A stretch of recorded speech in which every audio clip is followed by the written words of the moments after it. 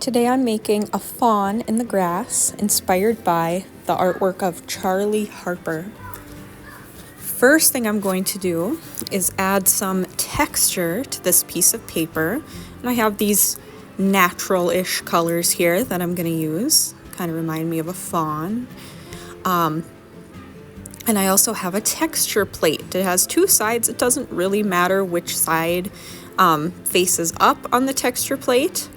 So you can try either side. You put it underneath your paper, and then holding the crayon sideways, push the crayon, rub the crayon over the paper, and reveal the texture from the texture plate. And like I said, you can use both sides. Looks a little different depending on which side you use.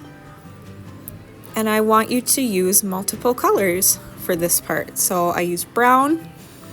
I'm actually going to try a different texture plate now, overlap, and then I'm overlapping with some orange and a little bit of yellow. So there's one textured piece of paper. I'm going to put my name on the back. Now I'm going to create texture on a green piece of paper with the same crayons, same thing. You don't have to do exactly the same on both of your pieces of paper, but it's the same process. Writing my name on the back. Now it's time to draw a fawn onto my white textured paper. So I'm going to start on the bottom left side by drawing the fawn's nose. I'll give it a little highlight and color it in. I'll draw the bridge of the nose by making two lines that come up and connecting them with a line that goes across. Now I'm drawing the fawn's symmetrical face, so I'm making sure to draw two lines that are about the same length on either side of the nose. Then I'm coming in with these diagonal lines, which will be the bottom of the fawn's eye. Here's the top of the fawn's eye, diagonal lines. Notice how I'm doing the same thing on both sides because the fawn's face is symmetrical, same on both sides. I drew the eyelids, here are the eyeballs, and now I'll color them in with a little highlight. Now I'm going to draw the top of the fawn's head, just a curved line going from one eye to the other. Draw some eyelashes. Fawns have big eyelashes to keep the dirt and dust out of their eyes. And they also have big ears, so I'm drawing two curved lines. It's called an ellipse. It looks like an oval with a pointed end. Big ears. They eventually grow into their ears as they grow up. This line is the fawn's body because they'll be laying down, kind of curled up in a ball. Now I'll draw the hooves, which are going to be crossed over each other, the legs with the hoof on the end.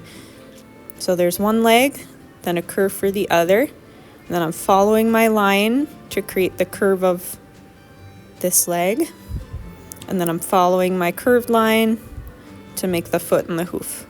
So now you can see that the legs are crossed over each other. Now I'll draw the fawn's tail, another ellipse, just like the ears. And if you don't have room for the tail on your paper, you could also draw it like above the fawn because we're going to be cutting him out anyway. And then don't forget the spots. Fawns are born with white spots on them so that they camouflage when they're lying in tall grass and mom is away. Now I'm going to outline my fawn with a black crayon just to make it stand out more. Because when you draw your fawn, you'll be drawing with a regular pencil first. So you'll want to outline with a crayon, something dark, so that you can see your drawing better against the textured paper.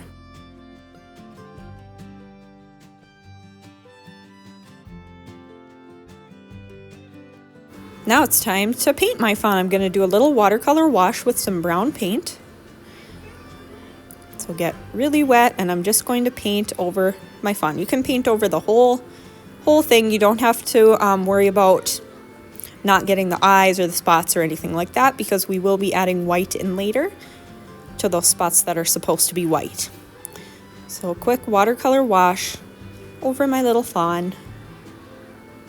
And you can see there's a wax resist happening here. The texture still shows through. Now I'm going to paint some grass on my green piece of textured paper. So I'm going to use different colors. You don't have to just use green for the grass. You can use different colors to add some variety. I'm getting my brush nice and wet. I'm rubbing it in the paint. This is temper cakes, so you gotta wake them up with water. And to paint some of my grass, you can see I'm just using the tippy top of my brush very lightly. This makes it easy to paint nice thin lines for grass. So I'm painting some long. I'm doing some short ones for the fawn to lay in. I'm using different colors. If you wanted to do wildflowers, you could do that as well. Add some variety with color, shape, and size as you paint your grass.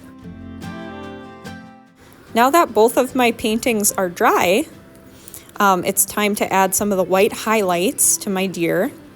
So I'm using a white oil pastel. You might use a paint stick or some white paint, but I'm just getting those white highlights like the eyelids, the eyes, the shiny part of the nose, kind of doing some white under the ears and then on the tail as well. And then of course the spots. Now it's time to collage my deer onto the grass. So I'm going to carefully cut them out.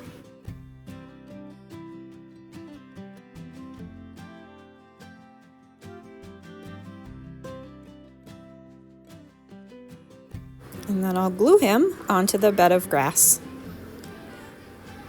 Mom deer leave their fawns in tall grass so that they're hidden away and safe. So if you ever see a fawn alone in the tall grass, leave it alone because Mom will come back soon.